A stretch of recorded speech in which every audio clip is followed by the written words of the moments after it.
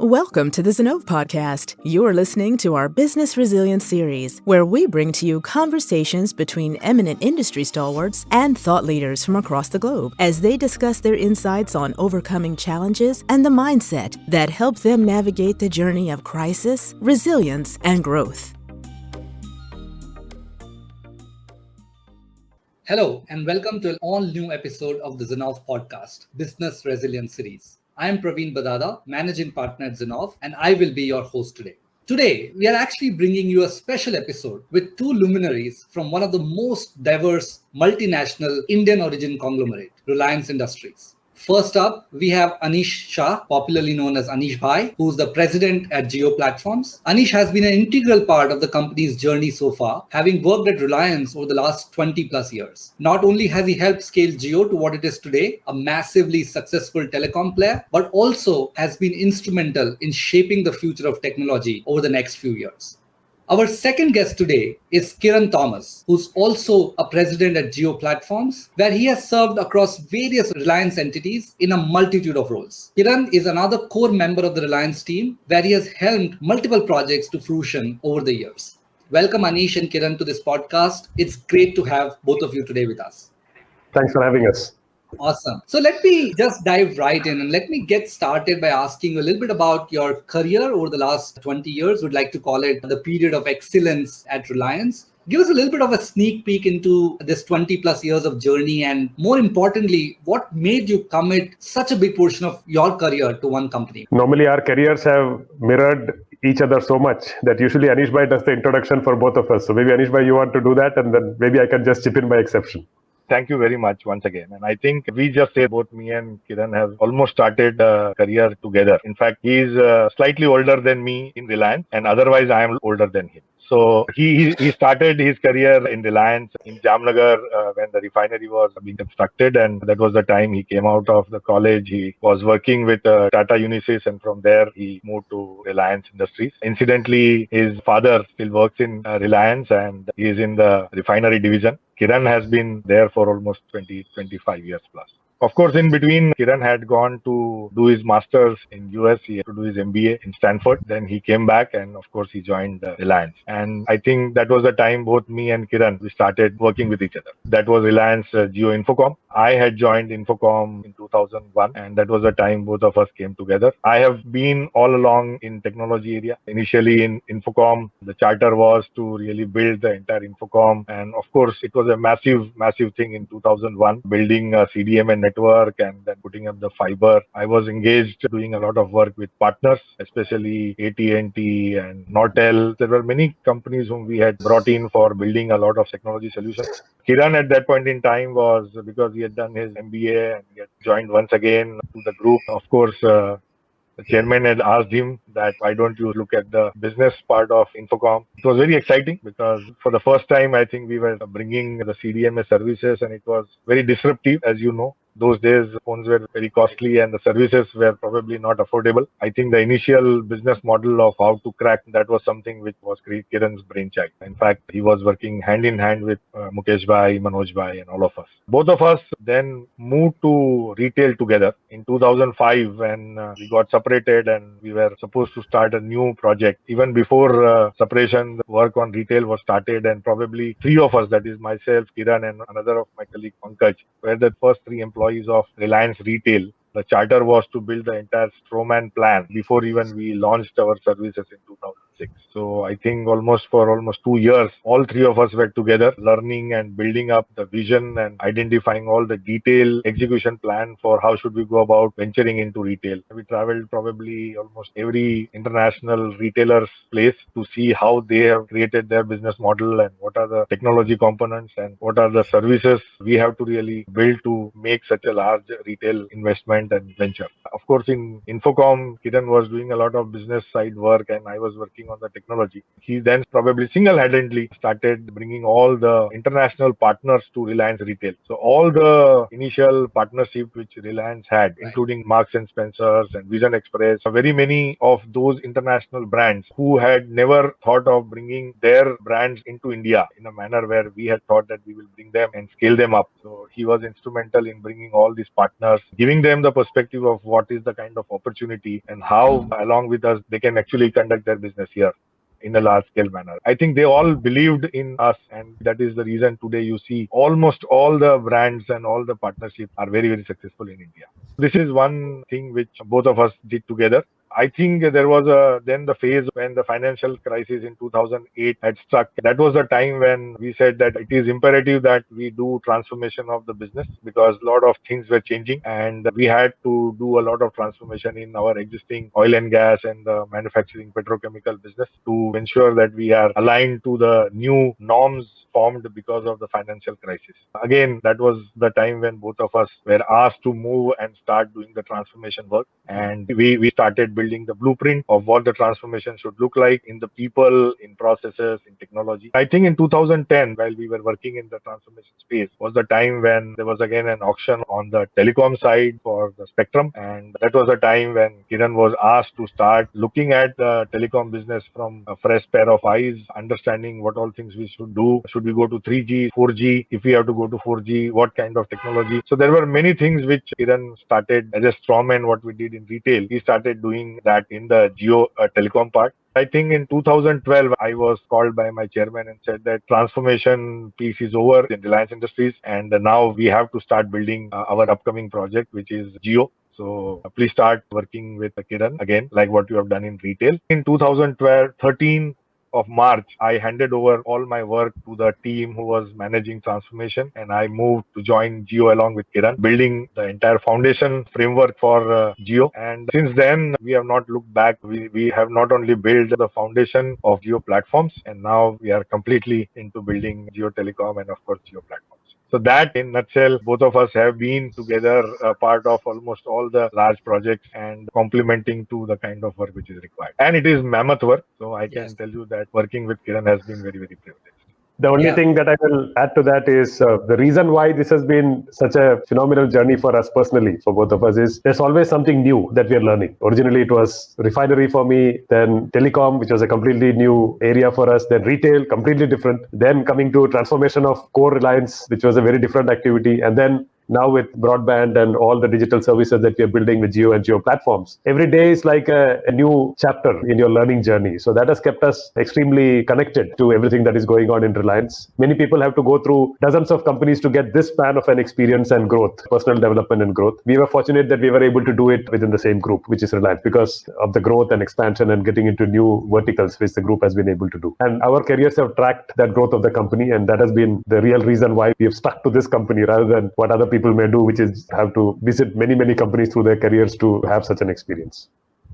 That's so amazing, and thanks to kind of walk us through the entire journey. It's kind of mind-blowing in terms of how time after time you've taken up large initiatives and delivered outcomes for your company, and it kind of explains why, because of the newness of everything that you've done over a period of time, it made sense for you to commit such a big portion of your career to Reliance. A truly amazing story. Our audience is really gonna like, probably for the first time, hearing from all of you in terms of how this has unfolded for you and how the last 25 years has been structured the way they've been structured. One thing I'm very curious to know, and probably more than me, most of our listeners are really curious about this, is to understand from both of you, right? You've been working very closely with your chairman, Mr. Mukesh Ambani. How stressful or not so stressful is it to work with one of the world's richest men who is always thinking of the next 10 years ideas and big bang ideas? Give us a little bit of the theatrical view of how his office looks like. So I think there is a difference between pressure and stress that I want to first highlight. In physics, they both have the same units, but the difference is pressure is what is coming from outside onto you, and stress is what is your reaction to that. Stress is the forces built internally to resist that external pressure that is being applied on you. The pressure is always there because we take up very ambitious projects. The vision is always maybe seemingly unachievable sometimes when you get started. And then along the way, there are all kinds of challenges. I mean, nothing worthwhile comes without its own associated challenges and obstacles, and you have to overcome overcome them. Otherwise, other people would have done it as well. The great thing about working with Mr. Ambani, and both of us have had the privilege of doing that over the last 20 years, is that he's always there to support. His style is that he will set the vision, he will empower you, sometimes even beyond what you feel that you can accomplish on your own. He has the confidence sometimes in you more than you yourself have in yourself, because he's able to see that maybe capability and the ability to step up. Whenever there is something insurmountable, he's shoulder to shoulder with you to help you, because he's a very hands-on leader that way. He's not like, I give it to you and you swim on your own, and if you win, great, and if you struggle, we'll find somebody else. That's not his style, right? His style is that he understands how to build new businesses. He understands there are challenges are part of the game, and he understands how a leader should support or give that confidence to the frontline people to go and deliver without really worrying about anything else other than the goal that they have to achieve. So that has been the style that we have experienced with the chairman. We try to pass that on to our rank and file teams to say that, boss, you fight it out. Whenever you feel overwhelmed or whenever you feel there is insurmountable, we are there, shoulder to shoulder with you. And so you will not be fighting this battle alone. I mean, that has been the real foundation because of which we've been able to handle all the stress that comes with the external pressures that are associated with all of our projects over the many years. I don't think so. It has been any time stressful. We are always eager to learn from him. There is so much to learn. I think we are always ready to take up the challenge, because like what Kiran mentioned, sometimes his confidence in us is more than probably we think about. And the kind of vision he carries in terms of the kind of forward-looking things which he has, even after 20 years, we find it very astonishing that there is so much to learn from him. We are always eager to see an opportunity to see if we can really get more from him than what we can provide to him. We are fortunate and we are able to talk to him, understand from him, learn from him. Our organization is very flat, so we don't have too much of hierarchies, and I think that is another one of the reasons that accessing to Mukesh Bhai is like talking to you or talking to Kiran. It is that easy and that simple, and I think that is what really helps us to do what we are doing today. Makes sense. Lovely to hear. And I think I would define this as a culture of camaraderie, right? I think the bond that you all share and the fact that you've all worked together for the last 20, 25 years, built a different kind of environment, and everyone understands the working style, and becomes a lot more easy for the organization to move forward in the same direction. So we all know this great ability of your chairman, sir, to spot the opportunities that others are not able to spot and take big, bold vision of something which is relevance for decades to come. And while that has always been the way Reliance has operated, I'm also curious to know about the impact of challenges that the company has gone through in the last 40 plus years of its history, right? You've had various big crisis moments like the 9/11, like the financial crisis, Anish Shah, you talked about, even the current ongoing pandemic. But if you look at Reliance as a company, we truly believe that this is one company that has stood the test of time. So my question to both of you is, what are the fundamentals of building an organization that is built to last? So I think, Praveen, it is always something which is part of our DNA, which comes very natural, that we want to do a lot of planning, a lot of study before even we get into any business. Once we are there in any business, we are always ready to accept any kind of adversity, because we believe that in adversity is where there are opportunities. Whether it was financial crisis or whether it is even pandemic, probably not many people are aware, but when the refinery was on the verge of getting launched, there was a big cyclone, and most of the things which we were building actually got damaged. And in spite of that, we were able to launch the refinery in time. This is part of our DNA, that we want to work in a manner that we are able to ensure that even if any kind of adversity comes, we are prepared. If you think about how armies are designed to work, that they are prepared for any kind of adversities, changes or challenges which come. For us, it is something similar, that if we are getting into a particular thing, then we should be prepared of any adversities. There is no question of going back. And for that, there's a lot of planning. There's a lot of work which is not seen to really deliver this. So even, for example, in financial crisis, when crisis happened and when every other business was not doing so well, we realized that it is the right time for us to get our retail act together. That was a time we started spending a lot and taking that as an opportunity. Again, it was an adversity, but we thought that this is not going to be permanent. At some point in time, this adversity is going to go away. And we want to be prepared for things after the crisis is over, rather than worrying about the crisis. So I think looking ahead, always planning for something different than what it is, and identifying opportunities from adversity are part of our DNA, are part of our execution plan. We always think of worst things which can happen and the best things which can happen, but worst case scenarios are the ones where we are doing a detailed execution plan. That has always helped us in all kinds of situations. Look at pandemic. If there was no Jio, I don't think so many people could have survived in pandemic. the kind of connectivity required, the kind of collaborative systems and platforms which are required for people to conduct their business could not have been possible if there was no 4G and if there was no Jio to make it so affordable. This pandemic, there's a lot of learning of getting how to make this adversities into better opportunities where we can really add value. How can we make our country more sustainable in such situations? And that is part of our deal.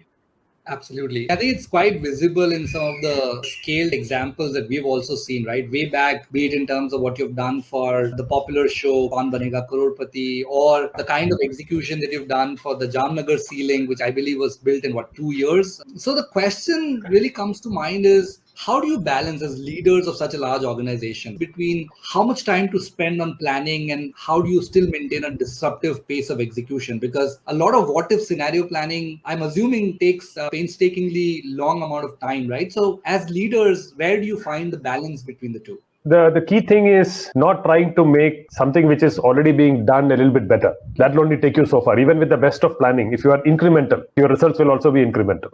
But if you want to be extraordinary with respect to results, some of the examples that you mentioned, right? Taking something like a Kaun Banega Crorepati and getting it done, let's say, in a few weeks of work to launch such an ambitious product, or building hard infrastructure, which has been where Reliance really excelled in the previous decades. I think the key idea is to find something different about how to approach that problem. So if you don't have a differentiated strategy and a differentiated model to begin with, planning will only give you incremental results. On the other hand, if you have a great differentiated model but poor planning, then your execution will be poor. So you have to put the two together. In many cases, I think it comes down to two things, right? One is technology, because technology gives you capabilities which traditionally didn't exist, especially if you're looking at cutting edge technology. So in the case of KBC, that was cloud that we used very, very effectively to build such a high scale system with a very small team, for example. And the second aspect is talent. The people who can come up with these creative ideas and people who can then have the determination to go through all the challenges of execution. So when you put talent and technology together, you get very powerful opportunities to disrupt things and do things in a very different way as compared to how people have been approaching it in the past. And in Reliance, we have a word for it. We call it 10x improvement in something that we are doing. And sometimes we aim for 10, we get 100 also sometimes. So the idea is to do something with such extraordinary differentiation that it almost looks like a quantum leap. It is not something that you did a little bit better, but you completely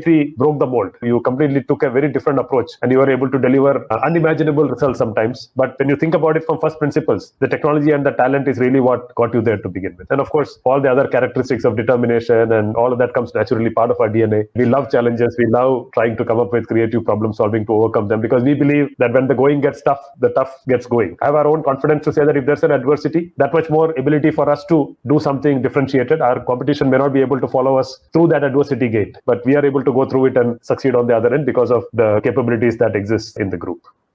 Absolutely brilliant points. I think I love your comment about business models and the fact that the dependence on tech and talent. In fact, in the current times, the times that we are living in, the times of the digital transformation, all three, along with effective planning and execution, are absolutely important. Any successful enterprise, unless they have a combination of all of these to come together, it's very hard to imagine success for any of the companies. You talked about quantum leap, and one of the quantum leap that the country has seen is, of course, Jio, which I'm assuming is your favorite baby among all the other babies that you've delivered for Reliance. The youngest in the family, always. And with almost about 500 million subscribers, you are indeed the top telecom and digital technology player in the country. So first of all, many congratulations for what you've achieved in a very, very small period of time, which is unimaginable even at the global scale, right? And the world knows that the two of you were really instrumental in creating this global disruptions. It's really amazing what you have been able to deliver. But I have a kind of interesting question, right? If you really had the superpower to go back in 2014, 2015 time period, right? Is there anything that you would do differently around Jio? Were there scenarios that you were really blindsided with? You really didn't think of them in terms of what will unfold in the next 5 years? Give us a little bit of a background in terms of what would you do different if time allowed you to go back in history? When we think back of what we did in 2012, 2014, where we were doing a lot of planning, and when we look at now where we are, we feel that all our strategies which we had put at that point in time were ahead of time. Honestly, if I go back, hardly anything I would have changed of what we did. Of course, if I had a power to get cloud services and cloud, which is probably now more prominently available, and some of the core technologies which we have now devised, if that was available, we would have done something different. Maybe if that time we had a better understanding of how to span out things on 5G, we would have done things better. But I don't see anything which we would have done differently. Rather, I feel that we had done something ahead of time, whether it was building the business model, whether it was identifying the technology, whether it was getting the 10x experience. There were many industry firsts in the journey. Today, probably not many people initially thought that KYC can be done through Aadhaar and onboarding can be brought in less than 5 minutes. Not many people believed that people are going to use 4G data service. And that was, again, industry first, which we had thought about it. Experience-wise, I think bringing everything to mobile services, whether it was live TV or just cinema. Today, we are talking of OTT products and OTT services. But 5 years back, none of these were even available or affordable. We did those things right, which actually built the foundation of what we call today's mobile revolution, which has happened, and the new business models. I would have not made any change if there was something which I had ability to go in past. But certainly, if I had got some benefit of cloud and 5G technology, we would have definitely added those things then rather than doing it now. In fact, the planning work that we had done, it was probably layer after layer of scenarios that we had thought about of what all could possibly go wrong. Everything from technology to adoption to product to competition reaction. That finally how things turned out has always been much better than what we were planning. So at every step, we found that things were much better than what we were preparing for. For example, the pace at which the service was getting adopted. The prevailing wisdom at the time was Indians will take decades to adopt data. What will they do with data? They don't even understand data. So they will not adopt technology. Proven completely wrong, right? Less than 6 months, we had 100 million people using Jio services. Content, how people have adopted content, how people have built applications on top of it. I think the things have lined up for us as we have gone. And largely that has been because of the preparatory work that we did when we were doing all the scenario planning and really looking at all possible risks and how to mitigate. The teams have been phenomenal, and I think people have really risen to the occasion at every stage. So very little to change, but like Anish Bhai said, we are that much wiser, that much more capable today. And if you could always go back, as people say, take the experience of age and the energy of youth, you can carry everything from here back into the past. Obviously, you will do much, much better. But in those circumstances, with what was available to the world around us, we did some phenomenal planning, which has also resulted in the success that you see. Yes, and I'm assuming the bros of Jio, right? I'm going to call you that, which is the two of you. I'm assuming you're still in the planning phase, right? Because there's lots to be done on top of the Jio platform over the next 5 to 10 years as you truly become the platform of the country. I'm assuming you're still in that mode, Katie sir, right? Absolutely. The thing about digital is it never stops. The digital is an area which is always fast-paced, innovative. There's a new opportunity always to take advantage of. Looking forward, now we are talking about the age of AI and machine learning. There's convergence happening all across, multiple technologies coming together, everything from life sciences to digital technology to robotics to drones. I mean, when you put all these things together, the possibilities are endless, right? The price performance of solutions that you can build are endless. The domains that you can address are endless, right? Everything from retail to manufacturing to healthcare to education. So literally there is no end to opportunity, but we have picked our few spots always. While you should not get distracted by so many shining objects that you forget the few things that you have to deliver on. In the short-term planning, there's always a few priorities that we are pursuing. Right now, obviously, telecom still remains a very high priority. Retail and new commerce is an area of priority for us where there's tremendous growth that we are seeing and exciting opportunities there. Manufacturing 4.0, Industry 4.0, if you look forward, that's our core bread and butter where we see a lot of opportunities. There are a few things which really are in our wheelhouse that we are executing, but there's always early exploratory work that we are doing, always, because once this is done, what next? So we always need to have some pots on the boil, so to speak, so that by the time we get done with this dish, the other dish is kind of halfway there already, and we can pick up the threads on that. So it's always a question of execution and forward planning. They go hand in hand, especially with digital. This story will continue like this for decades to come, hopefully.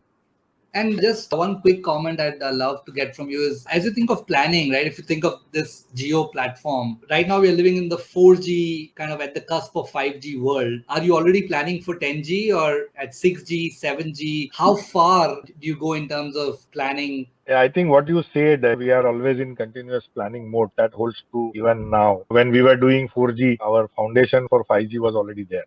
Sure. And probably that is the reason today when people are trying to struggle to even identify how to launch 5G, we are almost there. All of us are fortunate to be in this part of our life that where we are able to see not only 4G, we are able to see 5G and probably 6G. Because the transformation, the innovation which is happening, the pace is accelerating. It took a lot of time for people to get 3G from 2G, and probably it was half the time to get from 3G to 4G, and even lesser than that to get from 4G to 5G. I'm sure 6G is at the cusp. People are already experimenting. In fact, in our labs, some work is already started. We have to also see how it is relevant in what we are doing. Like what Kiran said, there's so many exciting things happening everywhere. But then we need to also identify and pick our right areas where we think we can do something which is materialistic to the country, to us, to whatever we are providing as a service. So obviously, I think in all these areas, planning will continue to be on the forefront. But I also would say that it is not about planning also. It is not about experimenting also. It is also about how well you execute that. So thinking ahead of time. For example, when we were building 4G, we started building our own 5G products. I'm very happy and proud to say that indigenously we have now built our own 5G products. Our teams are, have been working even when we were rolling out 4G. Silently, there is a set of people who were identifying what should we do for 5G. So whether it is the entire core backbone 5G, or whether it is 5G based services or use case which are related to different industry specific things, I think we are already there. Probably in few months, you might see a lot of things coming in 5G from us. I think planning is important, but I would also say it's not only planning. You also have to start believing and executing it. Otherwise, it will still remain only in paper. We do planning, and where we believe that this is going to go well, we start also executing. Awesome. And we, of course, are rooting for you both from the outside as well as from the inside for this platform to be massively successful. Best wishes from the entire Zinnov family to you. Thank you. I want to change gears a little bit and maybe talk about your leadership style a little bit. The interesting thing is that you've been around with Reliance for 25 years and you've seen all kinds of talent profile that have come and worked with you, right? And of course, all of us are living in a phase where we're now dealing with younger talent which is in the mode of looking for the next opportunity. And there's this great resignation phenomena that's going on, that if you don't align on the purpose of the company, the talent pool is not really keen to work with you, even if you're throwing a lot of money at the problem, right? So I'm keen to understand from you, how has your leadership style really evolved and how do you continue to inspire people to work with you, given whatever is happening in the world today? How do you deal with the talent of today and how does it look different from what it was in the previous years? Like I mentioned earlier, what excited us to stay with the company and to have such a long career with the company is continuous growth. The fact that we were given phenomenal opportunities, phenomenal outcomes that we were wanting to make in the market, which is the purpose of the company. And it was articulated very well by our chairman to say, what does it really mean to the country? For example, even our founder chairman, right, when he started Infocom in 2001, he said, I want to make a phone call as affordable as a postcard, right? That was the vision. The postcard everybody could send, but I want to make a phone call as cheap as that, not a luxury item. When he said that, few people remember, but having a mobile phone was one of the things that qualified you to file a tax return along with a house and a car. It was like that. And he said, I want to make it affordable to the last man in the country. So that resonates, that connects, right? Once you go through one cycle of that execution, then you see the impact of what you have achieved. That gives you tremendous satisfaction and it's like an addiction. You want to do more of it.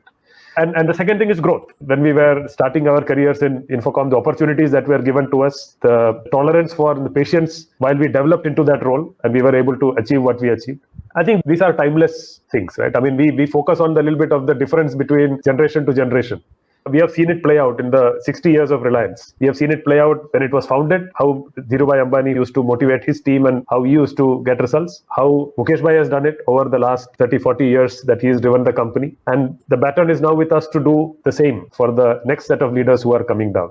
And the blueprint is simple, right? If the people don't grow with you, then somebody else will provide them that platform to grow. In today's world, it is highly competitive, especially in digital. The mindset of people have changed in the terms of their tolerance for risk in jumping from company to company. The skills have very low shelf life. So whatever you have learned 5 years back really doesn't cut it. So the fact that you are with a company for 15 years is not what motivates you. You want to be on the cutting edge and developing your skills going forward. So those things you have to provide to those teams, right? You have to provide them that vision. You have to be a little bit tolerant for failure. The real transformation that has happened to us over our career has been doing things with our own hands to now enabling other people to do it and being there as a support. That's the support that we got from our leaders who came before us. We have to model that a little bit going forward and ensure those leaders further model it down. And that's how you build depth in the company and people feel empowered really at the front lines and not only at a few people somewhere high up in the hierarchy who feel empowered.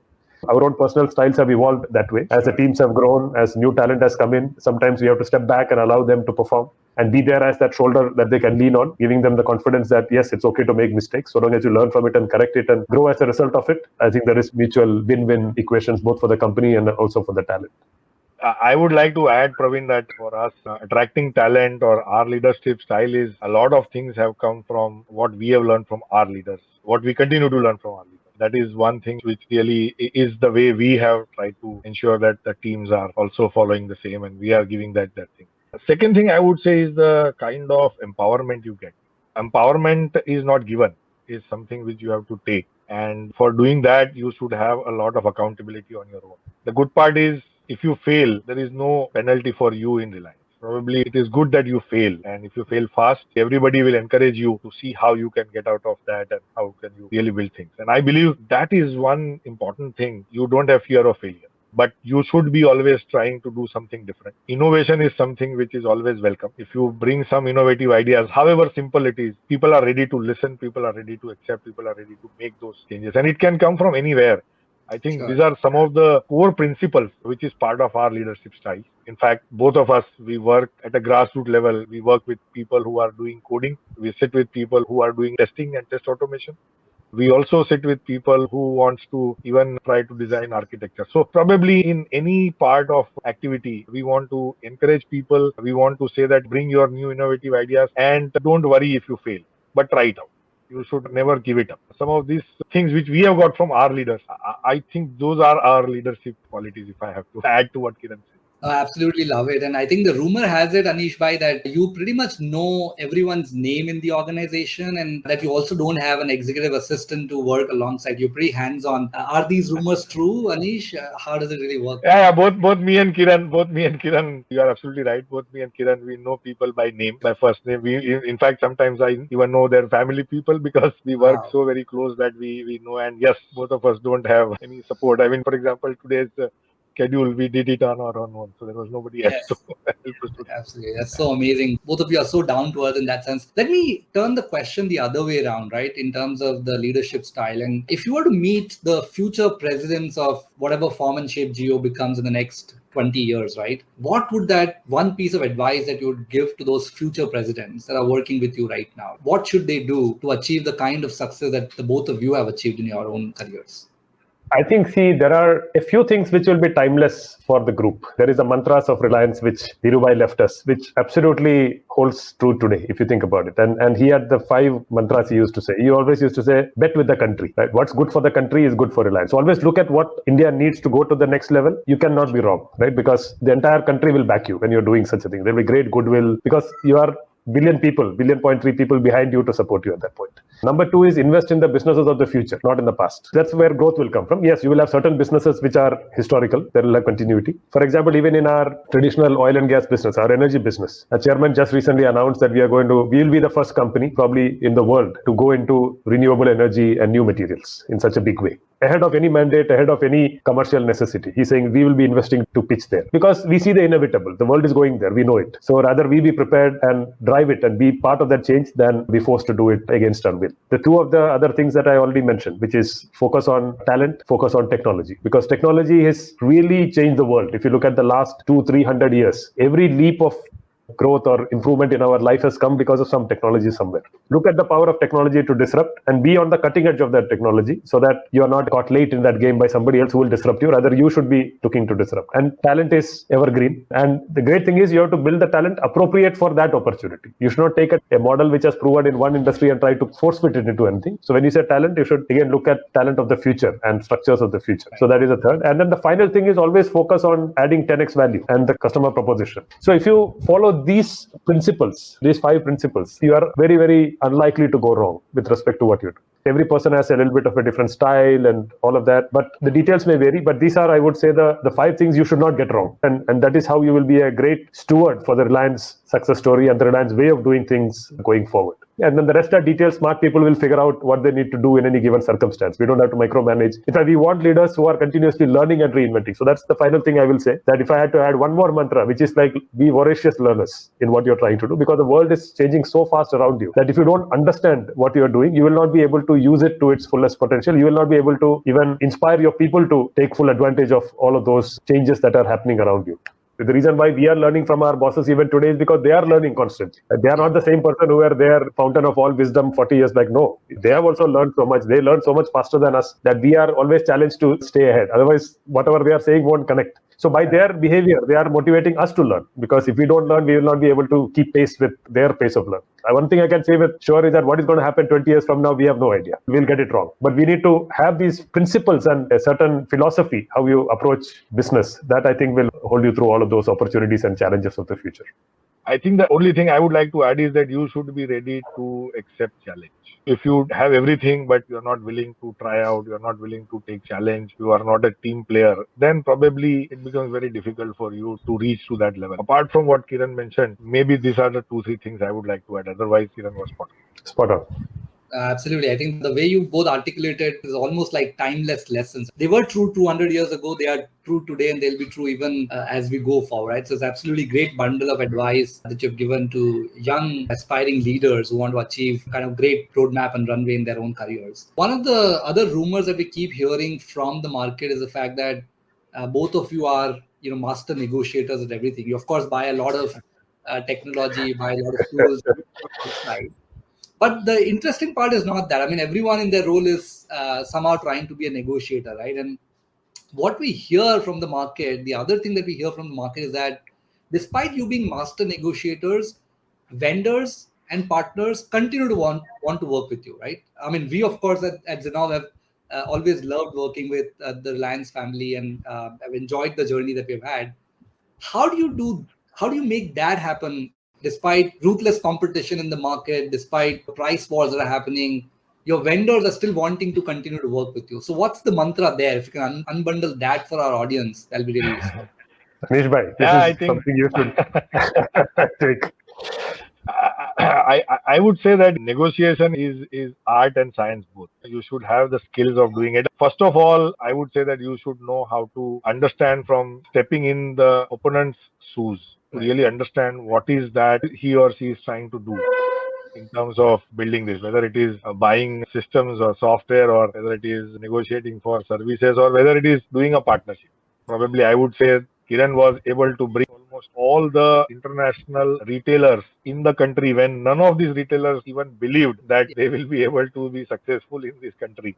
Today they are so very happy that they have doubled their investment in the country. I think convincing. See, one of the things is how do you convince the opponent, and you should be prepared either to convince or get convinced. We have been always where we believe that there is something where both of us have a complementing thing, or we want to really get involved in doing it. We always find a way, and we believe that there is always a way where there is a will. The very simple skills is that how do you really step in the opponent's shoes and understand what is he trying to do, what is his area of expertise, or what is his area of interest, and how do I ensure that my interest is aligned to what he wants to achieve. In the process, either you get convinced or that person will get convinced, and in either way it is always a win-win. So I think that to me is a very simple thing which we do. Apart from that, I'm sure there are many books which explains art of negotiation, but I believe these are very simple things which if you know, then that always helps. Yeah, and I think it's important for our audience to know that you're actually very supportive of the partner businesses as well. So it's not just about their relationship and engagement with Reliance as a company, but both of you as individuals have also gone above your roles and charters to really help these partners be successful outside of the Reliance ecosystem as well, right? Yeah. That truly talks about the leadership style and the way you get invested into your partner, right? Talks volumes about the approach that you and Praveen, again, this is again something which we have learned from our leaders, right? From Dhirubhai and even Mukesh, Manoj, everybody. We always want to work with partners. We believe that we are there because of partners. We always believe that we cannot, as an individual or as a collective, as a one company, we will not be able to achieve what we have or what we want to unless we have support from the partner. And if we work with the partners and not step over partners, I think partners are also very clear. It is always a reciprocative kind of system where if you support, there is no which way a partner is not going to support. This simple mantra has really helped us. And probably we have worked with you, we have worked with so many other. There are vendors whom we have not even probably done any business.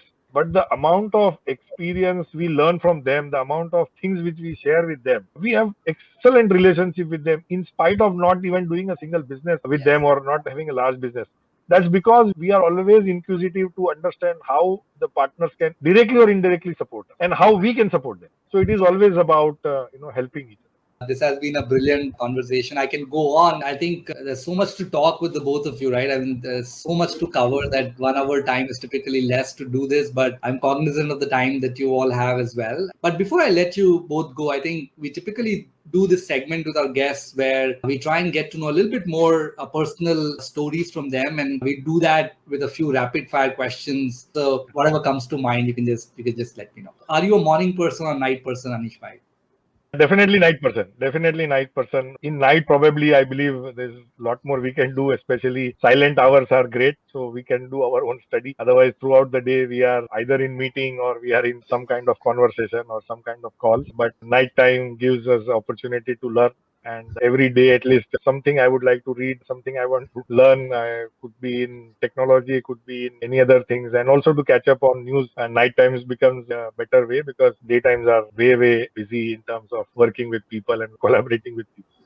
Sure. Okay. Perfect. Katie sir, Anish bhai prefers solitude. What is your preference? Yeah, nighttime, absolutely. I think it also comes a little bit from having to logically close out something before you can sleep peacefully. So sometimes there are things running in your mind and you want to get it to a logical closure. Like Anish bhai said, through the day we are in meetings and other things, a lot of ideas come up, and then your family and all of that towards the later half of the evening. So the real time that you get to sit down peacefully and to digest everything before it is forgotten out of your mind is the late nights that you get to yourself. Unfortunately, also in Reliance, most of us follow that way. So we start a little bit later in the morning. That's a small comfort, which also allows us to spend that little bit extra few hours later into the night.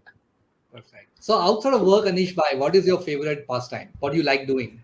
Relaxing using music. I love music. So when I'm doing nothing, music is the way I get relaxed. Of course, I don't play much, but I like to listen. So I do listen music. Books, of course, I go for doing books, and then surfing and doing something where I can learn something out of what is happening globally. Those are probably my pastimes. Okay, perfect. So music, books, and general surfing. Katie sir, how different is your favorite pastime?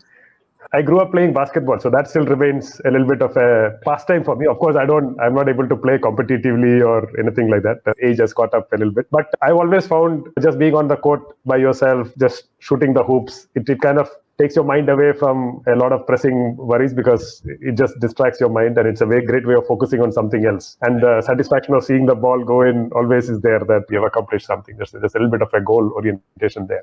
And also it keeps you a little bit fit, which is important in our life. I was trying to pick up tennis before this whole COVID thing started. In fact, I even dragged Anish bhai onto the tennis court or campus.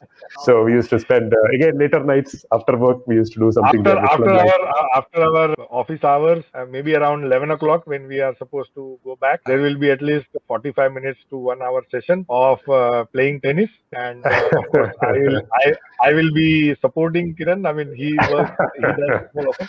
But because of him, I also started learning some of it. Very nice. Because I was almost wondering, how are you breaking the bro code, right? Because you're doing everything together. So the favorite pastime has to be similar. So I think Anish bhai, even coming the other way, he forced me to learn guitar a little bit because he said you have to perform in one of our events. So I had to learn at least a little bit to be able to do that.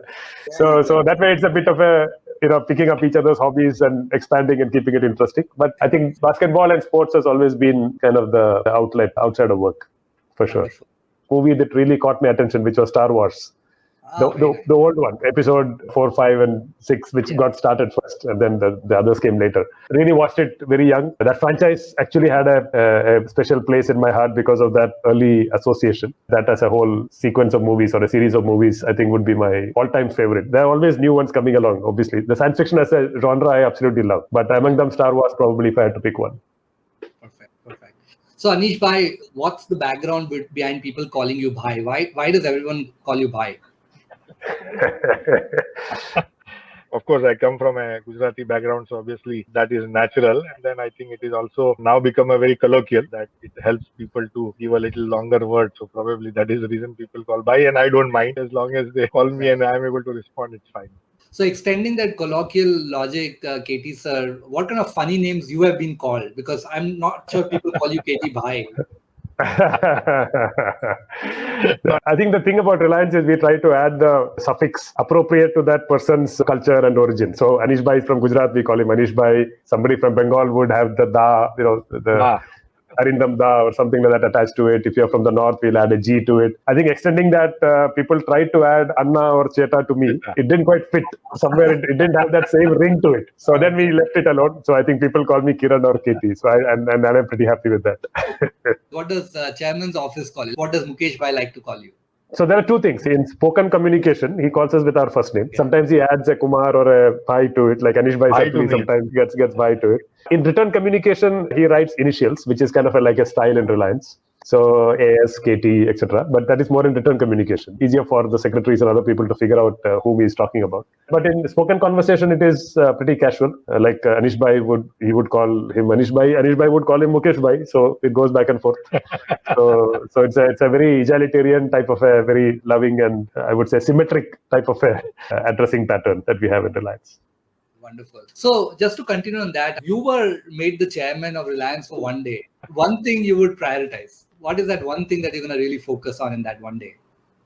I think, Reliance that way is very fortunate in the sense of so much of vision and there's so much of momentum. Probably if I were chairman, I would love to learn a lot more than me trying to change a lot, to pick up a lot more, because there are parts of the company which we know, and I'm sure there's a depth to the company which we don't. And as a chairman, you have that vantage point. So certainly there's an opportunity to use that one day to its maximum potential so that the rest of my life I can do something better and more innovative, take advantage of that. Really equip myself better. I think that will probably be the best way to take advantage of that one day. Otherwise, a company like Reliance has great momentum already, and the vision is great, execution is great, team is great. Probably the maximum use would be for me to plug into that a little bit more using the vantage point of the chairman. And that may equip me to contribute better maybe later. So maybe it's more like what Reliance can offer to me during that day rather than what I can offer to Reliance during that day. Okay, awesome. On that humble note, my final question to both of you is, if you were to define Jio in the year 2025 in a single line, how would you like to define Jio 5 years down the line? I think the vision that we were given is be a part of creating a digital society, first in India, and using the opportunities afforded by the Indian scale and the Indian variety. I think a lot of solutions that get built will find a global audience as well. That is the strong belief. So if you look forward, let's say the next decade, we would say that we have been on the forefront and we continue to be on the forefront of driving that agenda of creating that digital society, everything from connectivity to solutions to cloud to AI, ML, all taking the full advantage of the power, making tangible difference to the lives, work, of people and companies and so on within India. And we would have succeeded if the country as a whole is prospering on the back of that. And the reason why this digital society vision got created is because we have this fourth industrial revolution going on globally. And whoever is having those digital skills and digital capabilities, we believe will be able to progress very, very rapidly compared to the other countries. And that has happened with every industrial revolution in the past, where whoever was able to maximally take advantage has become a superpower at the end of that cycle. So we believe at least not a superpower, but at least we should be able to overcome a lot of the challenges and bring broad-based prosperity using digital technologies and innovation. So that if we are able to accomplish over the next one decade, that'll be phenomenal. At the same time, if Jio as a company is also taking some of those solutions invented and proven in India and reach out to the world and start creating value even outside of the Indian boundaries, which is what other developed countries have done. They've always reached out and become more global. Right. So if we can help India become more global, if we can become more global, that would also be a metric of success with respect to value addition that we're doing outside of India. Yeah, I think you summed up very well. I would say 2025 for us, definitely Jio will be global. Mm-hmm. Definitely, Jio will be having a lot more in the area of technology services and technology platforms. I definitely see Jio to be in the large-scale internet global company. So we want to be aspiring to that in 2025. Best wishes to both of you. And as Indians, right, we would be really proud to see an Indian brand kind of conquering the world and in that process delivering tremendous value to people who really need to have this value. I think Jio and Reliance family has all the ingredients, the leadership, the technology prowess, and the access to ecosystem to kind of make that happen. I think for me personally, this was a conversation that was truly insightful. This conversation has been unlike any other I've had so far in the recent past. We learned what makes you both tick, how instrumental you have been in Reliance's journey so far, and what really the future holds, like you talked about the global expansion, right? How does the future look for Jio and the Indian tech ecosystem over the next few years, right? And I'm truly hopeful that our listeners will find this special episode very insightful, enlightening, and more importantly, importantly, fun. Both of you really opened up, and I really thank you for sharing all the perspectives and insights with open heart with us. This is going to be a big experience for our audience, and I'm pretty sure they'll take a lot of learnings and lessons as they themselves become the leaders of the future, right? So I really appreciate both of you taking time on a Saturday and doing this for us, and thank you so much for all that you've shared today. Thank you very much, Praveen. I think it has been also a pleasure to answer some of the good questions which you raised, and I think this was even very memorable for us. Thank you. Thank you. Thank you so much. Thank you, everyone, for tuning into this episode of the Zinnov Podcast Business Resilience Series. We'll be back with another episode soon with another illustrious guest. Till then, take care and stay safe. Thank you, everyone. Thank you for listening to this episode of the Business Resilience Series. Stay tuned for more such interesting episodes. You can listen to our podcast on Apple Podcast, Google Podcast, Spotify, or wherever you get your podcast from. To know more about Zinnov, visit our website, www.zinnov.com, or drop us a note at info@zinnov.com. Follow us on Twitter @Zinnov for regular updates on our content. Thank you again for listening to the Business Resilience Series of the Zinnov Podcast.